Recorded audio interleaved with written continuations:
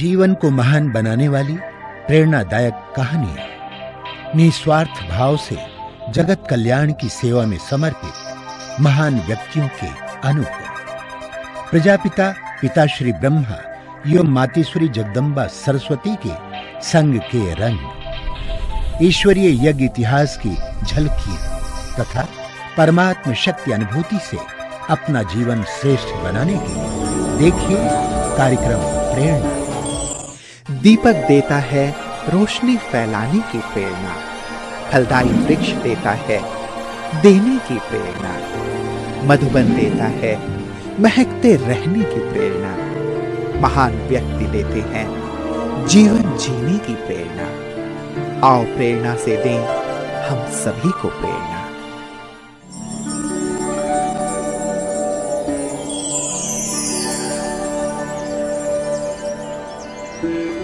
महाराष्ट्र राज्य की राजधानी मुंबई में गेटवे ऑफ इंडिया के समीप कोलाबा के ब्रह्मा कुमारीज ईश्वरीय विश्वविद्यालय की संचालिका के रूप में आदरणीय गायत्री दीदी जी निमित्त है।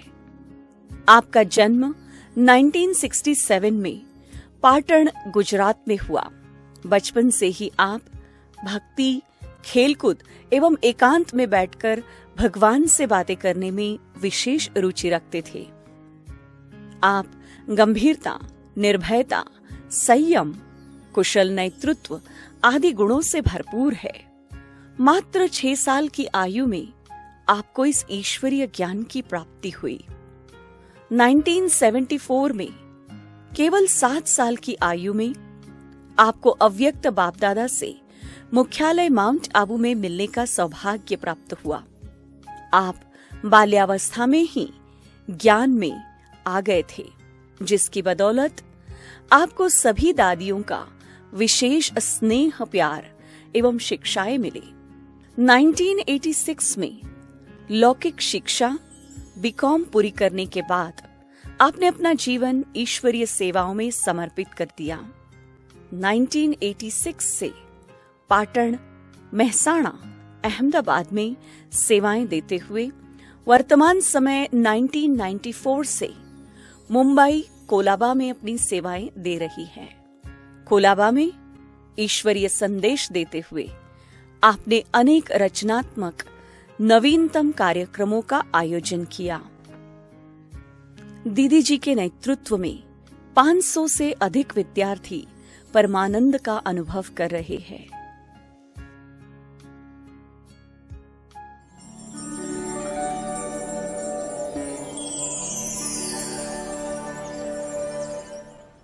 बचपन से ही मुझ आत्मा को घर संभालना, पालना करना, हर काम को सही ढंग से करना, आज्ञाकारिता, वफादारिता और एक डिसिप्लिन में रहना और निष्ठापूर्वक कार्य करना, चाहे वो घर का काम हो, स्कूल जाना हो, सेंटर जाना हो, होमवर्क करना हो या कोई भी अड़ोस पड़ोस की मदद करनी हो।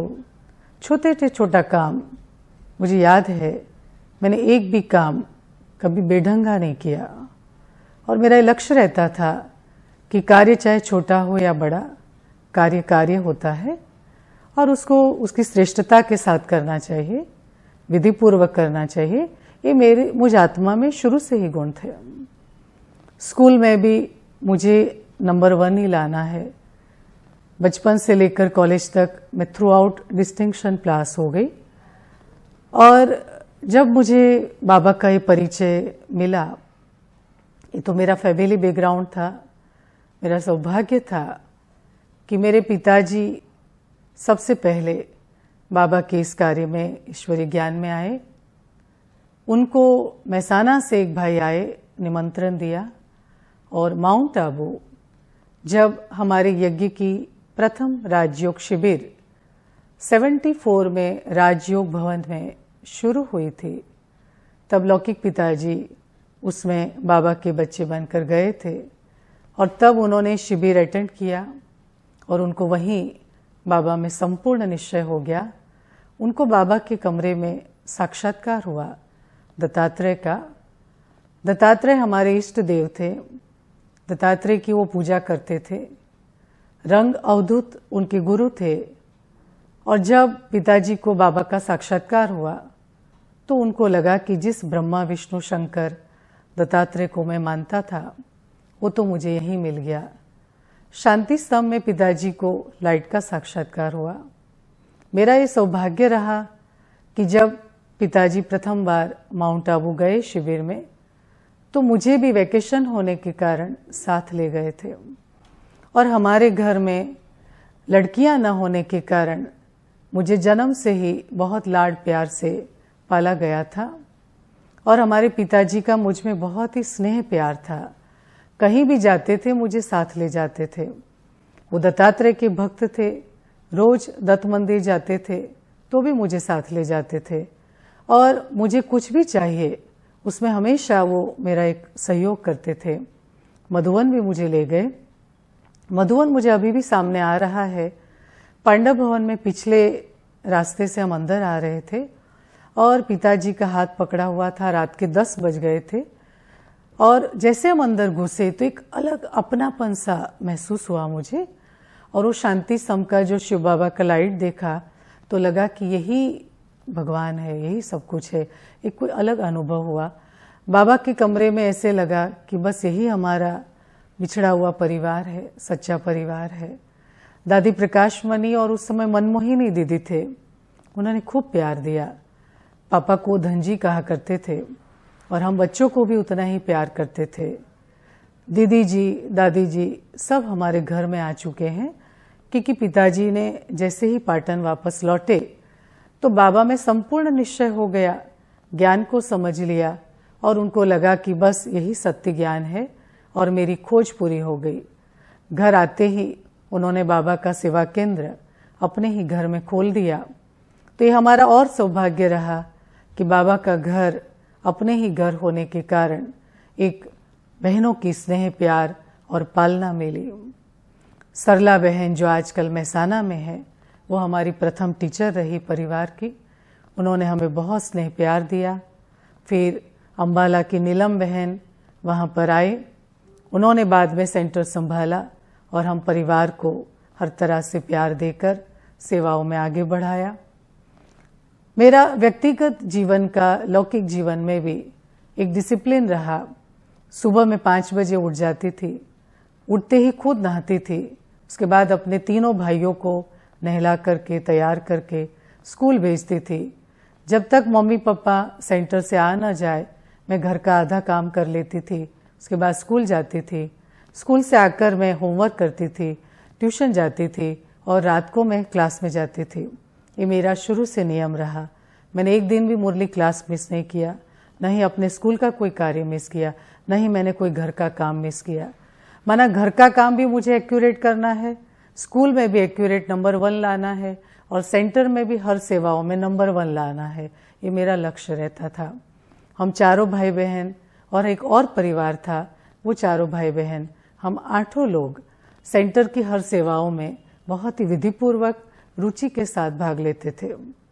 बाबा की वंडरफुल मदद रही क्योंकि शुरू से बाबा को मैंने अपने पिता के रूप में देखा, भगवान के रूप में कभी नहीं देखा। और एक पिता के साथ बात करते हैं वैसे मैं बाबा के साथ बचपन से बातें करती थी। अपने स्कूल की बात हो, घर की बात हो, बाबा को बताया, बाबा ने मेरा काम किया। और स्कूल में भी मुझे एकाग्रता में, पढ़ाई में, हर बात में बाबा के ज्ञान ने बहुत मदद किया। इवन मेरे साथ में जो मेरे दोस्त फ्रेंड्स होते थे मैं उनको भी बताती थी कि इस तरह से करो तो आपको भी अच्छा लगेगा।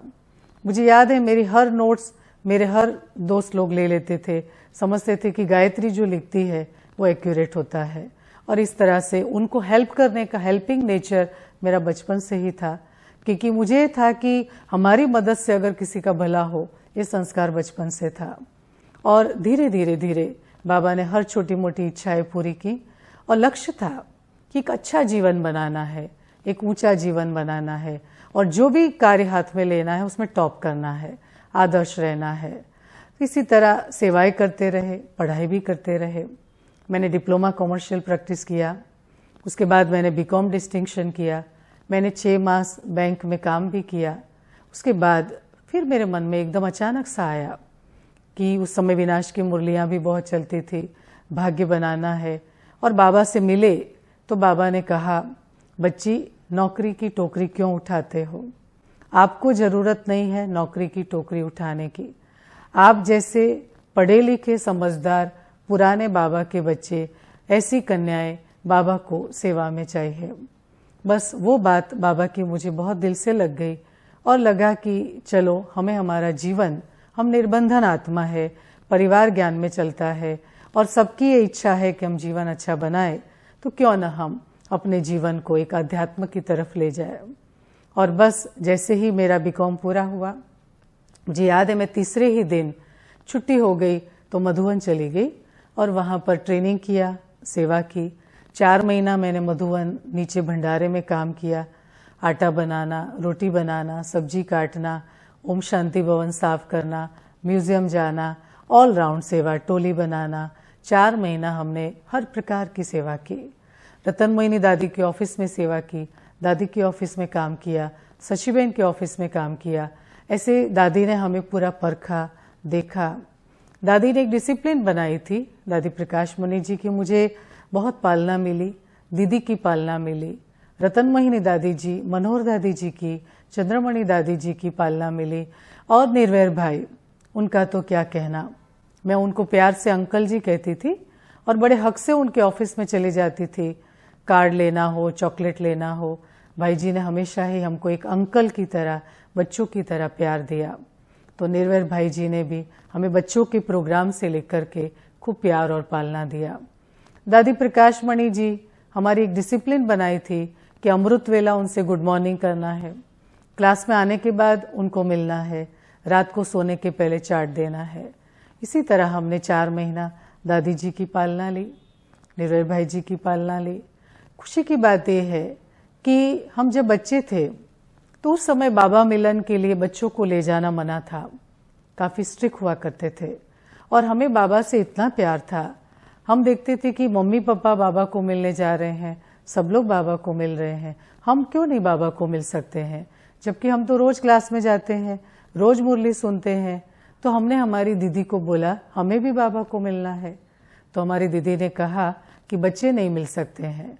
तो मेरे मन में आया कि हम क्यों नहीं मिल सकते हैं। मेरे मन बहुत चला और मैं बाबा के रूम में गई, मैं खूब रोई और बाबा को बोला कि हमें तो आपको मिलना ही है। मैंने दीदी को फिर पूछा तो बोला ऐसा करो आप लोग एक एप्लीकेशन बनाओ, हम दादी को दे देंगे। और सच मानो हमने एक एप्लीकेशन बनाई, अपने हाथों से वो एप्लीकेशन लिखी और फिर वो एप्लीकेशन दादी प्रकाश मणि को हमारी बड़ी दीदी ने दी और उन्होंने निर्वैर भाई को दी कि ये कोई बच्चों ने लेटर दिया है, देखो ये क्या कह रहे हैं। मुझे आज भी याद है अंकल जी ने वो लेटर पढ़कर उनकी आंखों में आंसू आए और उन्होंने कहा कि ऐसे बच्चों को हम जरूर बुलाएंगे।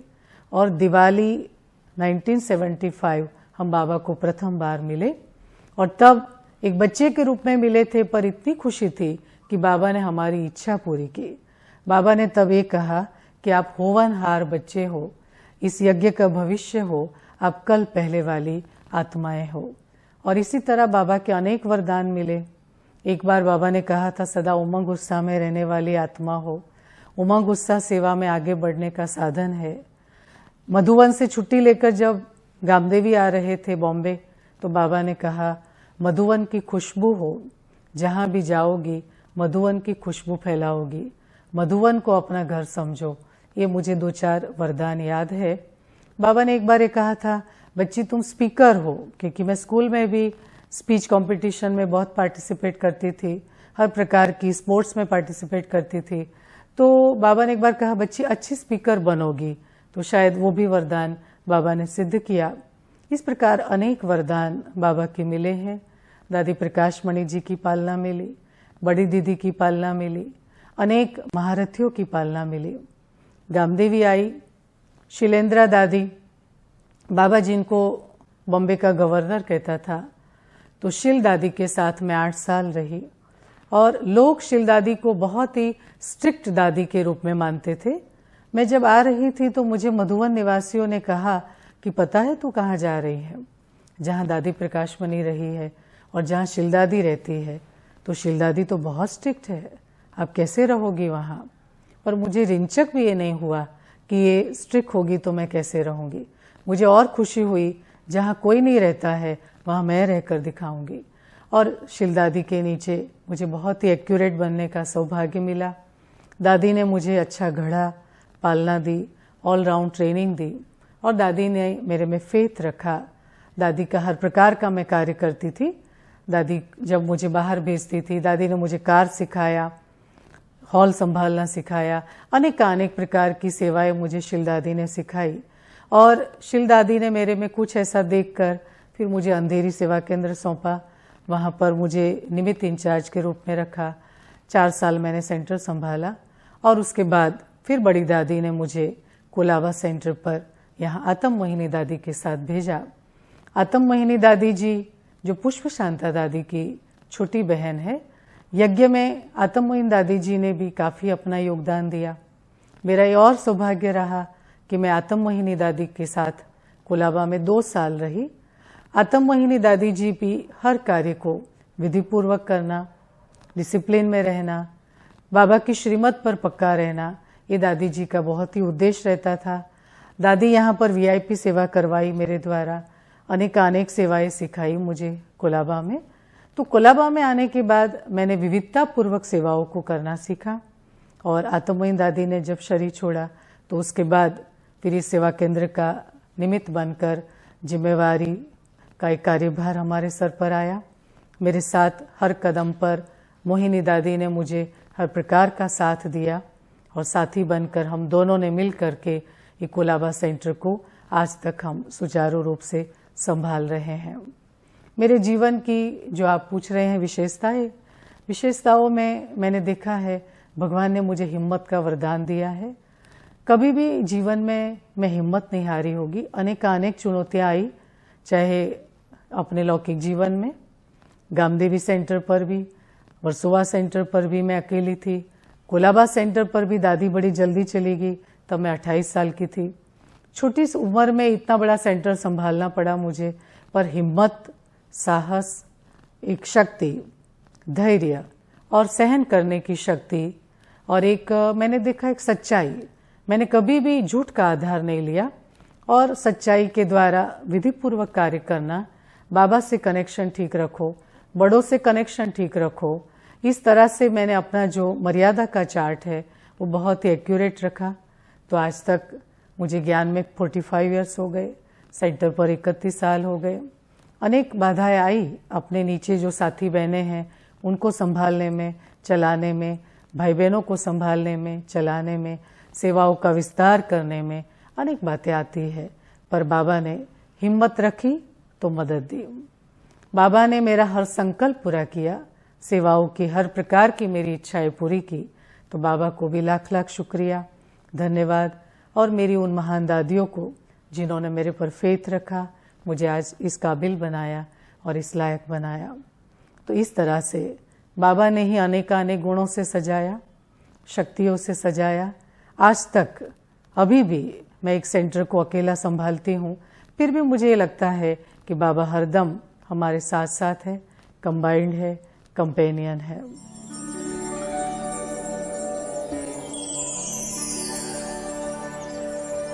जब मुझे याद है कि ये सेंटर को मैंने संभालना शुरू किया तो बाबा ने मैंने कभी आज तक किसी से कुछ भी मांगा नहीं है। मेरे घर में भी मैं कभी कुछ मांगा नहीं, सेंटर पर भी मैं कभी भी कोई भाई बहन से कुछ मांगती नहीं हूँ। मैं हमेशा सोचती हूँ कि मांगने से मरना भला, और बिना मांगे जब मुझे भगवान इतना कुछ देता है तो मैं मांगू क्यों। कदम कदम पर आप मानेंगे नहीं, जो संकल्प किया बाबा ने पूरा कोई ना कोई भाई बहनों के द्वारा ही कराया। तो एक वंडरफुल भगवान में फेथ रखने से, बाबा में 100% विश्वास रखने से बाबा कैसे मदद करता है वो मेरे हजारों अनुभव है। दूसरा, जब मुझे गोल्डन जुबली मनानी थी, कोलाबा सेंटर की गोल्डन जुबली मनाने का संकल्प मेरा 2-3 साल से चल रहा था, परंतु सेंटर संभालने में मैं एक अकेली हूँ। मेरे पास इतना कोई मैन पावर नहीं है, इतने हैंड्स नहीं है जैसे दूसरे सेंटरों में हुआ करते हैं। तो मुझे लगता था मेरे पास मेहमानों को रखने की जगह नहीं है, मेरे पास इतना घर बड़ा नहीं है, किचन बड़ा नहीं है, मेरे साथी मुझे इतना सहयोग नहीं दे पाते हैं। अनेक बातें मन में चल रही थी और इतनी दुविधा थी कि इतना बड़ा गोल्डन जुबली जैसा उत्सव मैं कोलाबा सेंटर का मैं अकेली कैसे संभाल सकूंगी। और उस समय मेरी हेल्थ भी इतनी अच्छी नहीं थी। फिर भी एक दिन मुझे याद है, मैं बाबा के कमरे में मधुबन में संकल्प किया कि बाबा, गोल्डन जुबली करनी है और आपको ही करनी है, आपको संभालनी है।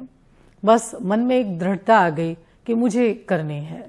और मैंने आने के बाद सेंटर में डिक्लेयर किया कि हमें गोल्डन जुबली मनानी है। भाई बहनों ने हाँ कहा। और भाई बहनों ने तो सिर्फ हाँ कहा, सोचना मुझे था। हर प्रकार का प्लानिंग बाबा के रूम में बाबा ने मुझे खुद ही प्लानिंग दिया, उसकी विधियां बताई। टोटल जैसे मुझे ऐसे लग रहा था कि बाबा स्वयं मेरे साथ खड़ा होकर के मेरा हर कार्य कर रहा है। आप मानेंगे नहीं कि बॉम्बे जैसे शहर में 80 मेहमानों को बुलाना और कोलाबा जैसे एरिया में रखना, ये मैंने स्वप्न में भी नहीं सोचा था। पर बाबा ने वंडरफुल 80 लोगों को रख लिया और एक एक व्यक्ति खुश हुआ। उस समय नोटबंदी जैसी बड़ी समस्या आ गई थी मेरे सामने। पैसा होते हुए भी मेरे हाथ में पैसा नहीं था। सामने इतना बड़ा गोल्डन जुबली मनाना है। मैंने बाबा को सौंप दिया, बाबा पर छोड़ दिया कि ये जो है वो भी तुम्हें करना है, आगे का काम भी तुम्हें करना है। परीक्षा ली बाबा ने, परंतु बहुत ही उसमें से एक सुखद रूप से अनुभव करा के बाबा ने मेरा वो काम भी पूरा किया। गोल्डन जुबली बहुत सुंदर रही। तो उस समय का जो अनुभव है, एक बाबा के कंपेनियनशिप का, साथ का, कि कैसे कैसे लोग कब कहाँ से साथ देने लगते हैं, वो बाबा ने हमें वंडरफुल अनुभव कराया। तो एक समय ऐसा दौर था, हम हर वीआईपी की सेवा करते थे।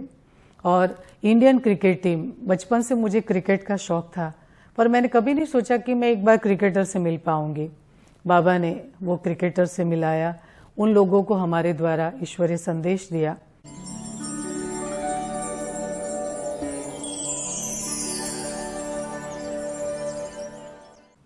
बचपन से ही ज्ञान में हूँ, तो ज्ञान तो जैसे गलथूथी में मिला हुआ है। और मेरा जो परिवार है वो भी बहुत ही धार्मिक, सात्विक और आध्यात्मिक परिवार है। मेरे दादा दादी बहुत ही सीधे सरल और धार्मिक थे। मेरे पिताजी भी वैसे ही थे। तो संस्कार मुझे एक हेरिडिटरी में मिले हैं, कल्चर के रूप में मिले हैं। और मेरा अपना जीवन जो मैं कहूँ कि मुझे याद है कि मैंने होश संभाला तब से बाबा को ही भगवान के रूप में देखा। मेरे पिताजी को नौधा भक्ति करते हुए देखा था, पर मैं बहुत इनोसेंट थी तब। और वही इनोसेंसी में मुझे बाबा का ज्ञान मिला। तो बाबा की कृपा रही। मैंने कांदा लहसुन खाया नहीं, बाहर का खाना खाया नहीं। तो ये सब धारणाएं तो मुझे बचपन से हेरिडिटरी में मिल गई और मेरा मन ने भी उसे अडॉप्ट किया। यहाँ तक भी हम चॉकलेट नहीं खाते थे, बाहर का बिस्किट नहीं खाते थे, बाहर का पानी नहीं पीते थे। तो इतनी कठोर धारणाएं हमने उस बचपन के जीवन में की। जो बचपन खेलकूद और मौज करने का होता है, तब हमने वो संयम कैसे रखा। तो कहते हैं ना, संयम पूछना है तो बच्चे को पूछो, त्याग पूछना है तो जवानी को पूछो। तो उस तरह संयम और एक त्याग, ये बाबा ने हमारे बचपन और यंग एज में कैसे कराया, उसके प्रति हमारा एक तो बाबा में संपूर्ण निश्चय रहा, विश्वास रहा। एक प्यूरिटी की धारणा बचपन से ही थी, सच्चाई का गुण था, ऑनेस्टी का गुण था। हमेशा ही मेरे को याद है, आज तक भी कोई ऐसी बात मुझे याद नहीं आती है जहाँ कोई डिसऑनेस्टी जैसा हुआ हो। तो एक प्रामाणिकता, आज्ञाकारिता, माँ बाप का आज्ञाकारी रहना, टीचर का आज्ञाकारी रहना, सेंटर में बहनों का आज्ञाकारी रहना। तो आज्ञाकारिता का गुण, वफादारी का गुण, ईमानदारी का गुण, पवित्रता, एक्यूरेसी जैसे मैंने आपको कहा। दूसरा, मुझे क्लीनलीनेस बचपन से पसंद है।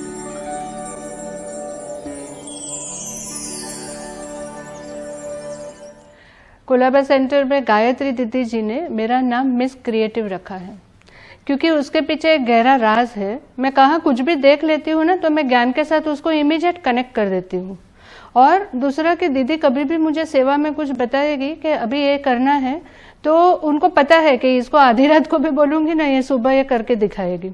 तो एक क्रिएटिविटी तो मेरे में भी है, लेकिन उनका एक फेथ भी मेरे में है। तो दीदी मैं मैंने जो देखा कि एकदम स्ट्रांग पिलर, जैसे वो शक्ति एकदम वो फोकस्ड है और उनको जो चाहिए था वो ही उनको मतलब इस तरफ करना था, वो एक्यूरेट। तो एकदम माइंड एकदम स्ट्रांग है ना, वेवर नहीं होता है कि कभी हाँ कभी ना, बस एकदम फोकस पॉइंट है। तो उसमें मुझे बहुत अच्छा लगा कि कुछ भी हो जाए लेकिन दीदी को जो सेवा करना है बाबा के लिए वो ही बस टारगेट, उनको एकदम एम ऑब्जेक्ट पक्का होता है। I love that about her and she is also very kind soul. और गायत्री बहन एक युवा है ना, और यंग है, एनर्जेटिक है, डायनामिक है, तो उनमें एक एनर्जी है। हाँ, रोज वो अपना पुरुषार्थ भी करते हैं, दूसरों को भी प्रेरणा देते हैं और हर बात में मुझे आगे करती है ना, पुश करती है, नहीं तुम्हारे से ये हो सकता है, तुम आगे बढ़ो। तो उस प्रकार से मेरा काफ़ी स्पिरिचुअल ग्रोथ हुआ, ज्ञान, योग, धारणा, सेवा, चारों सब्जेक्ट में। अभी वर्तमान समय में संतुष्ट हूँ। जितनी भी जो पालना मुझे मिल रही है डे बाय डे, हर दिन की पालना जो है मैं गायत्री दीदी से मुझे मिल रही है और मैं सीख रही हूँ और मुझे उससे बहुत जो है उमंग भी आता है, उत्साह भी आता है कि अब नया क्या करना है। और हमेशा ही कोई भी अगर ड्रामे की कोई भी सेवा आती है तो फटाक से जो है गायत्री दीदी जो है मुझे बोलती है कि ये अभी शिवरात्रि आ रही है, अभी जो है भट्टी का प्रोग्राम है, आपको कुछ करना है।